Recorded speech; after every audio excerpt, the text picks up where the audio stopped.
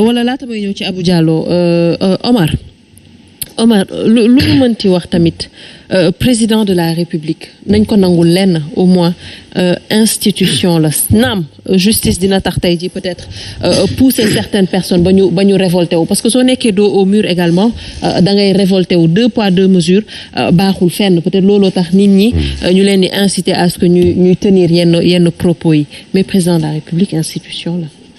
Bon d'abord man dama bëgg rendre hommage à Ablaye Wade. Les fortes mobilisations bi opposition def yéen une grande mobilisation. Wade l'a fait mi ngi nii sax tu as vu ça c'était en novembre 2014. bi Wade accédé Macky c'est 2 ans après l'accession de Macky à la tête de ce pays. C'est 2 ans après. 2014 qui avait organisé ça. Tu as vu? Je pense que c'est en 2014 et en 2015. C'est par la suite la organiser beneen meeting ñu ne doo ko fi defee mu forcer barrage bi. Vous vous rappelez? mu am sama benn xarit bu ma liiroon contribution am léegi laa si jëm muy Tafsir Coy. D'ailleurs maa ngi koy nuyuwaale de passage. mu defoon une contribution. sur cette belle mobilisation xoolal fii ba centenaire la ba ci kaw a kaw fees del mu ne un meeting citoyen 3 yi ñoo koy déterminer. Un, nee na la responsabilité.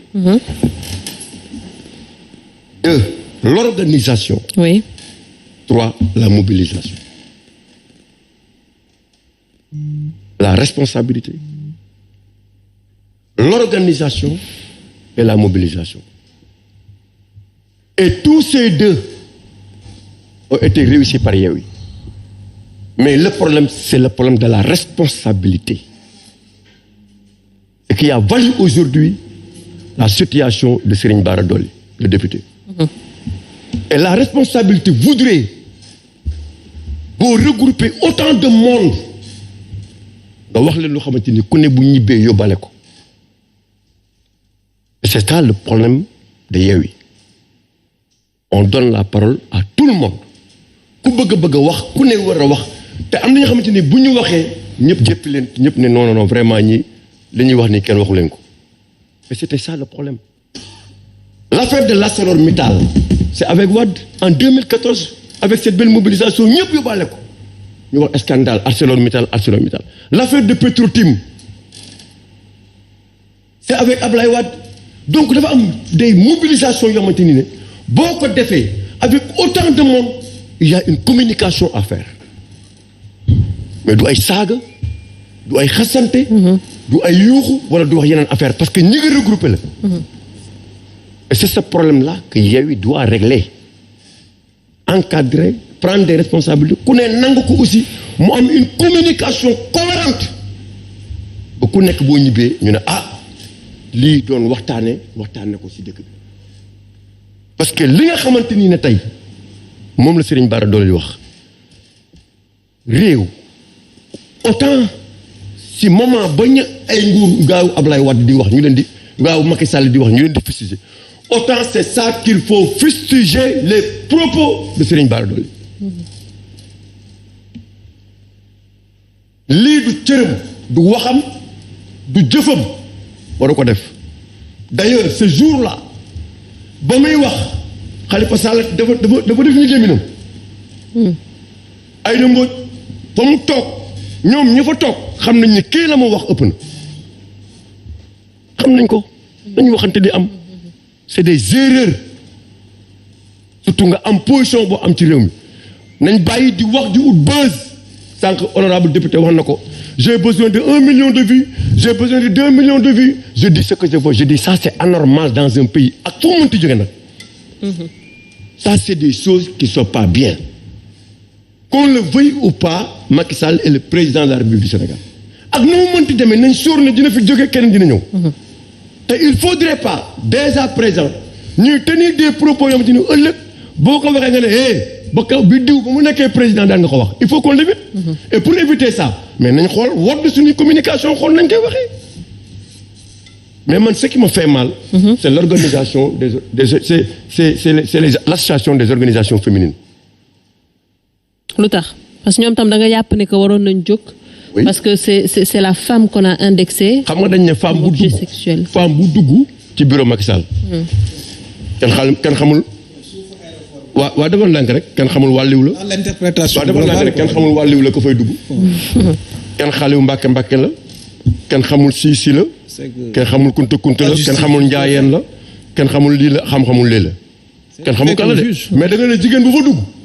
mais c'est dangereux. injure aux femmes de notre pays. Ça c'est des propos à ne pas tenir nit nag boo bëggee da nga nekk nit ku dëggu bu nit defee erreur wax ko loolu la yàlla bëgg. Mais que dire de l'interprétation?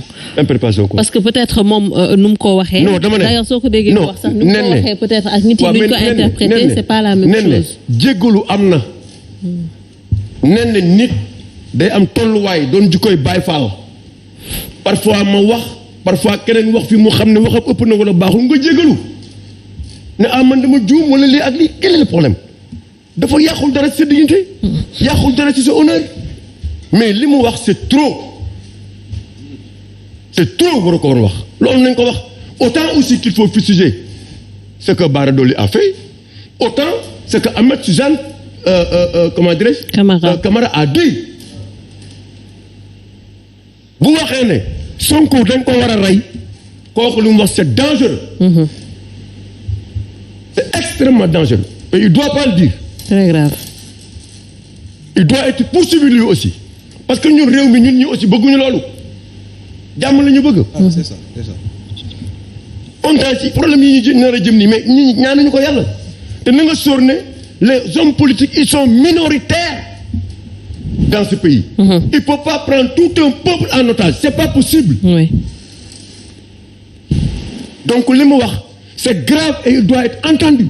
Il doit être convoqué, entendu par le procureur, comme ils l'ont fait ailleurs. Parce que c'est grave ce qu'il a fait. Logique, non, bien sûr, et logique pour logique. Mais fustiger aussi ce que Sonko a dit. Du wax réew boo bëgg a yor réew mi xale yi am ci yow yaakaar bul wax ne bu ñu defaatee manifestation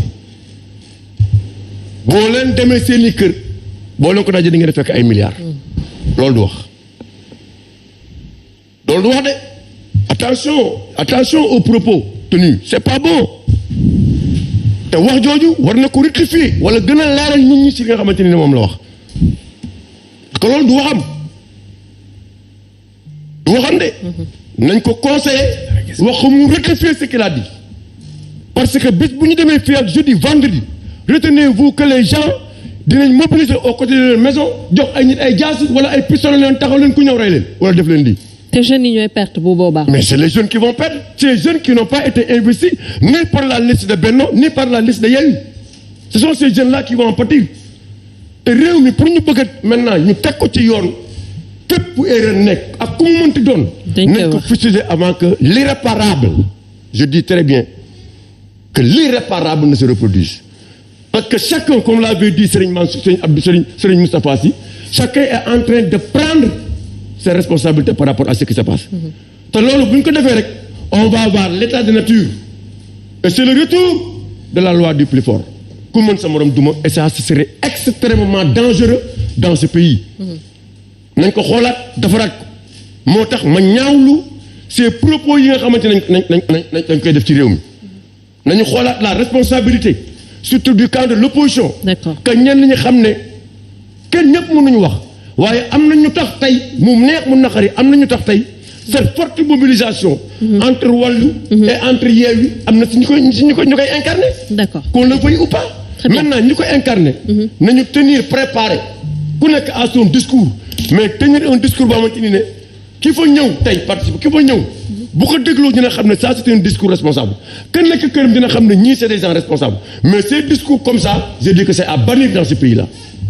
Très bien.